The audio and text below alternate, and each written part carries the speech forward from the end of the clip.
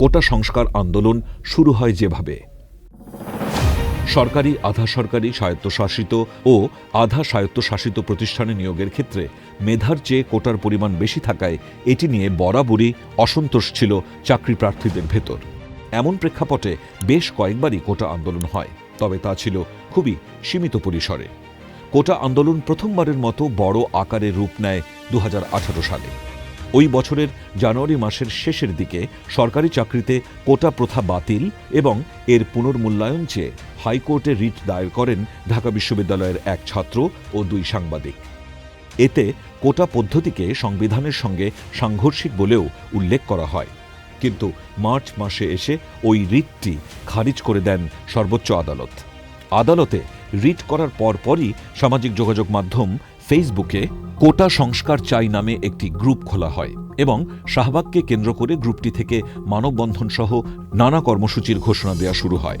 সে সময় কোটা সংস্কারের উদ্দেশ্যে বাংলাদেশ ছাত্র অধিকার সংরক্ষণ পরিষদ নামে একটি সংগঠনের যাত্রাও শুরু হয়। এই মাধ্যমগুলো দ্বারা কোটা সংস্কার আন্দোলন দানা বাঁধতে থাকে। দাবি আদায়ে অনড় থাকে শিক্ষার্থীরা। এ সময় আন্দোলনকারীদের কর্মসূচিতে টিয়ার গ্যাস ও ফাঁকা গুলি চালানো সহ কয়েকজনকে আটক করে আইন শৃঙ্খলা রক্ষাকারী বাহিনী। ওই বছর এপ্রিলে এই আন্দোলন সর্বব্যাপী রূপ লাভ করে। শাহবাগ থেকে ডাকা আন্দোলনে অংশ নিয়ে সারা দেশেই ক্লাস পরীক্ষা বর্জন শুরু করে শিক্ষার্থীরা।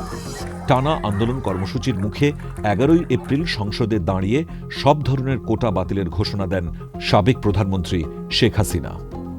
এ বিষয়ে প্রজ্ঞাপন জারি করা হয় অক্টোবর মাসে।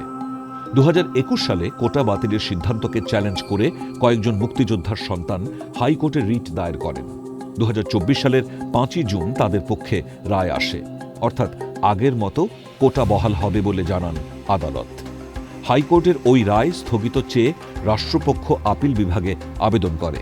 সেই আবেদন গত 4 জুলাই শুনানির জন্য আসলে রাষ্ট্রপক্ষকে লিভ টু আপিল করতে নির্দেশ দেয় সর্বোচ্চ আদালত। এরই মধ্যে 1 জুলাই থেকে কোটা বাতিলের আন্দোলনে নামে শিক্ষার্থীরা। বৈষম্য বিরোধী ছাত্র আন্দোলনের ব্যানারে কোটা সংস্কার আন্দোলনের পুনরাবৃত্তি